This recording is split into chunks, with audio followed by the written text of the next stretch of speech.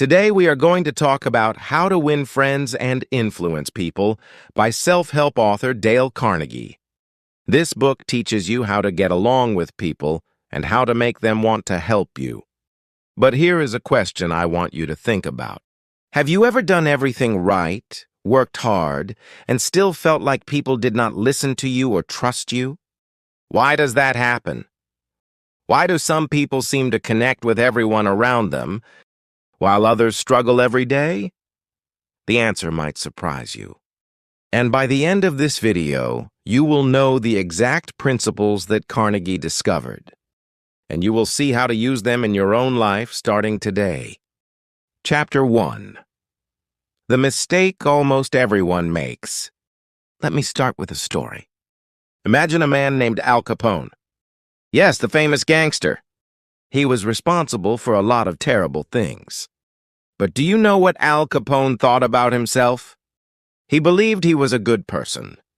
He believed he was just trying to help people in a difficult world. Now, I am not telling you this to say Capone was a good man. He was not. But this tells us something very important about human nature. Almost no one thinks they are the bad guy.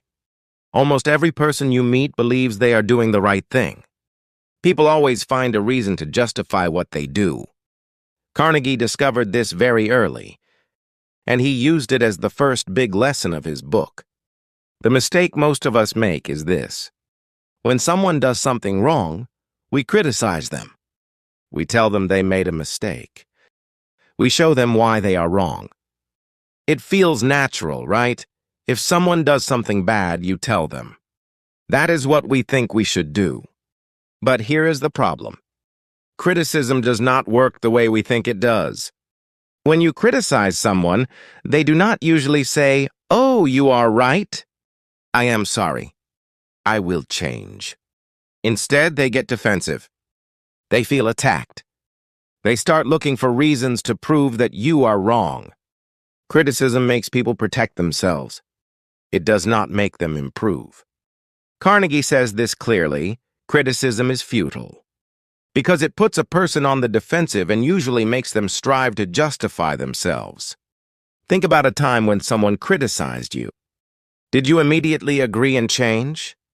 Or did you feel a little angry? Did you want to explain yourself? That is exactly what happens to the people you criticize too. So what should you do instead? Carnegie's first principle is simple, but powerful. Do not criticize, do not condemn, and do not complain. Instead, try to understand why the other person acts the way they do. Ask yourself, if I were in their position, with their background and their life, would I do the same thing? This is not easy. It takes patience, but it is the start of everything. When you stop criticizing people and start trying to understand them, something changes. They start to feel safe around you. They start to open up. And that is when real influence begins. But understanding people is only the first step. If you really want to move people, you need to give them something even more powerful. And that brings us to the next chapter. Chapter 2, The One Thing People Are Hungry For. Here's a question for you. What do people want most in life? Money, health, love? Yes, all of those things. But Carnegie points to something deeper. Something that most people never get enough of. He calls it honest, sincere appreciation. Not flattery. Not empty compliments. Not saying good job just to be polite. Carnegie is talking about real, genuine appreciation. When you look at what someone has done and you truly recognize their effort, their skill, or their character, and then you tell them so, something powerful happens. Let me give you an example. There was a man named Charles Schwab. He was one of the first people in America to be paid a salary of $1 million a year. He was a great businessman, but Carnegie asked him one day, "What is your secret? Why are you so successful?" And Schwab's answer was this: "I consider my ability to create enthusiasm in other people the greatest asset I have. And the way to develop the best in a person is through appreciation and encouragement. He did not say fear. He did not say pressure. He said appreciation and encouragement. Think about the people in your life, your co-workers, your family members, your friends. When did you last tell them something truly specific about why you appreciate them? Not just thanks, but something real. Something like, I noticed how much time you spent preparing for that meeting, and I want you to know it made a real difference. That kind of specific, sincere appreciation is rare. And because it is rare, it is incredibly powerful. Carnegie also warns us about one important thing. There is a difference between appreciation and flattery. Flattery is saying nice things just to get what you want. People can feel that. It feels hollow. It feels dishonest. And it often makes people trust you less.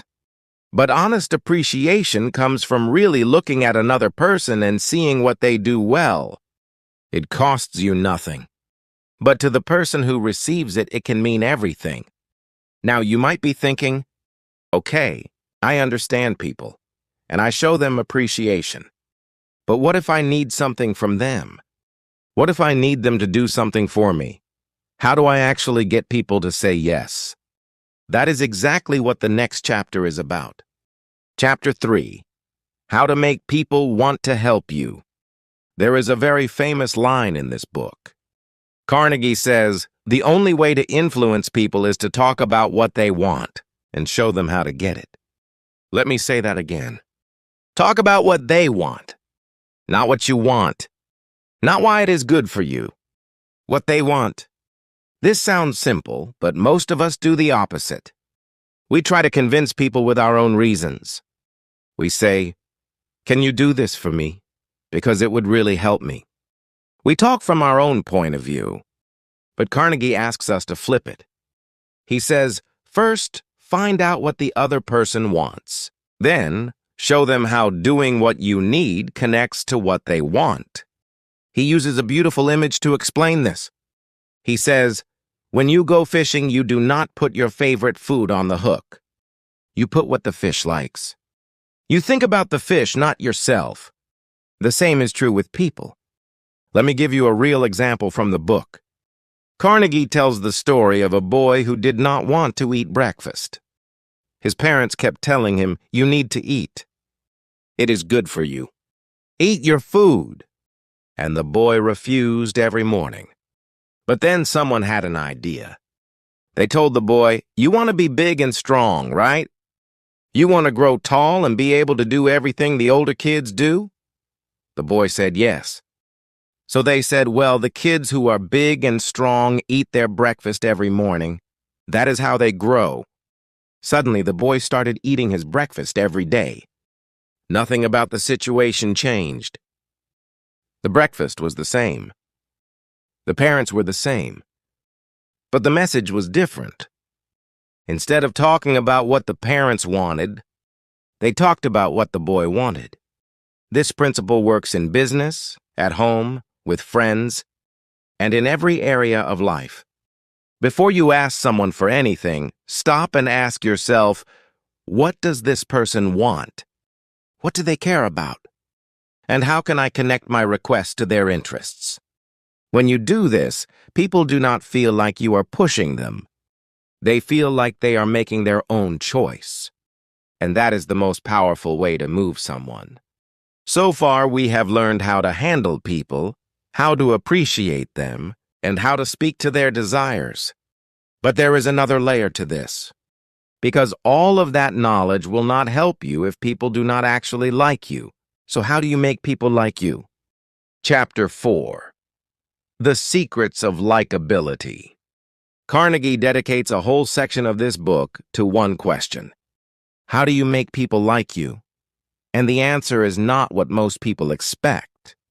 You might think, be funny, be attractive, be interesting. But Carnegie says it is actually much simpler than that. The first secret is this: become genuinely interested in other people, not fake interest. Real interest. Carnegie says, you can make more friends in 2 months by becoming genuinely interested in other people. than you can in 2 years by trying to get other people interested in you. Think about that. 2 months versus 2 years, just by shifting your focus from yourself to others. Most of us walk into a room and think about how we look, what people think of us, and how we can impress others. But the most likable people in the world walk into a room and think, who is here? What are their stories? What can I learn from them? When you are truly curious about someone, they feel it. They feel seen. They feel interesting. And naturally, they start to like you. The second secret is even simpler. Smile. Carnegie writes about a study where people were asked to think about someone they love while smiling. The people around them immediately felt warmer. A real smile, one that comes from feeling happy to see someone, changes the atmosphere in a room. But here is the key word, real. A fake smile does not work. People can see through it in an instant. You need to genuinely be happy to be there. Carnegie says, if you do not feel like smiling, force yourself to think of something good. Think of a memory that makes you happy. Then smile. The feeling often follows the action.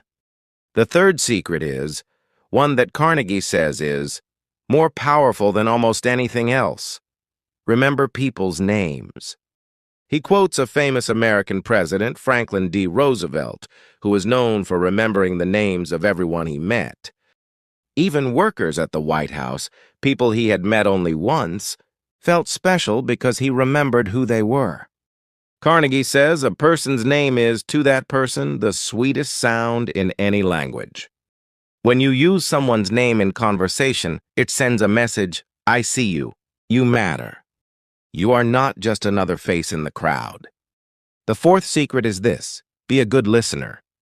And by that, Carnegie means really listen. Do not wait for your turn to speak. Do not plan what you will say next while the other person is still talking. Actually listen. Ask people about their lives. Ask follow-up questions. Carnegie tells the story of a dinner party where he met a botanist, a scientist who studied plants. Carnegie had never met a botanist before, so he was truly curious. He sat at the edge of his chair and listened for hours as the botanist talked about exotic plants and fascinating experiments. Carnegie barely said a word. He just listened with genuine interest. At the end of the night, the botanist turned to the host and said that Carnegie was the most interesting conversationalist he had ever met. But Carnegie had done almost all the listening, not the talking. He had just made the other person feel heard and valued. And that was enough to be remembered as brilliant company. The fifth secret, talk about what the other person is interested in. Roosevelt always prepared for his meetings by reading about the other person's hobbies and interests before they arrived. He would find out if someone loved sailing, or music, or history. Then he would start the conversation there. And immediately the other person felt connected to him. The sixth and final secret of this chapter. Make the other person feel important and do it sincerely. Carnegie says that almost every person wants to feel important. It is one of the deepest human desires. When you recognize someone's contribution, when you acknowledge their skill, when you make them feel that their work and their presence matter, you give them something they are always searching for. And the key, again, is sincerity. Do not say it if you do not mean it, but look for the things that are truly worthy of respect. In every person you meet, you will always find something. So now you can handle people, appreciate them, speak to their desires, and make them like you. But what about the hard moments? What about when you disagree with someone? What about when you need to change someone's mind? That is where things get really interesting. Chapter 5. Winning without fighting. Have you ever been in an argument where you were completely right? You proved your point perfectly, and yet the other person still walked away angry and unconvinced. That is one of the great paradoxes of human nature. Winning an argument does not mean you have changed anyone's mind. In fact, Carnegie says, A man convinced against his will is of the same opinion still. When you defeat someone in an argument, you make them feel embarrassed. And embarrassed people do not change their minds. They hold on even tighter to their original position. So what do? Carnegie's answer: avoid arguments. Not because you should hide the truth, but because arguments are rarely the best way to reach the truth. Instead, when you disagree with someone, try this. Start by finding something in their position that you agree with. Then ask questions that make them think. Let them talk. Let them feel heard. And then gently introduce your perspective, not as an attack, but as an addition. Carnegie also teaches something that sounds very difficult but works incredibly well. If you are wrong, admit it quickly and completely. Most people do the opposite. When they make a mistake, they minimize it. They make excuses. They say, well, yes, but you have to understand. But Carnegie says this only makes things worse. When you admit a mistake clearly and honestly, the other person almost always responds with generosity. They say, oh, it's okay. It is not a big deal. They forgive you faster because you did not force them to fight to get that admission. Another powerful technique: never tell someone they are wrong directly. Carnegie says that when you tell people they are wrong, you are essentially attacking their pride. And no one gives up their pride easily. Instead, ask questions. Say things like, that is interesting. I wonder if we could also consider, or I might be wrong about this, but what do you think of? This approach invites the other person into a conversation, instead of pushing them into a corner. And finally, one of the most beautiful ideas in the whole book: try to see things from the other person's point of view. Truly try, not just to find weaknesses in their argument, but to genuinely understand why they see the world the way they do. When people feel understood, they are much more willing to listen. And when people are willing to listen, real change becomes possible. Chapter 6: How to Change People Without Hurting Them. The final section of Carnegie's book is about leadership. How do you help people improve without destroying their confidence? This is something that parents, managers, teachers, and friends all need to know. Carnegie starts with one simple rule that changes everything. Always begin with praise. Before you tell someone what they did wrong, first, find something genuine to praise. Find the thing they did well. Recognize it out loud. Then talk about the area that needs improvement. Why does this work? Because when people feel appreciated and safe, they are much more open to feedback. When they feel attacked from the beginning, they shut down. They stop listening. They get defensive. Think of it like a doctor. A good doctor does not immediately say, you are very sick. Your lifestyle is terrible. A good doctor first builds trust, then delivers the difficult news carefully and with compassion. Carnegie also says, never give direct orders. Instead, make suggestions or ask questions. Instead of saying, do it this way, try saying, what do you think would happen if we tried it this way? Or, would it be possible to do it like this?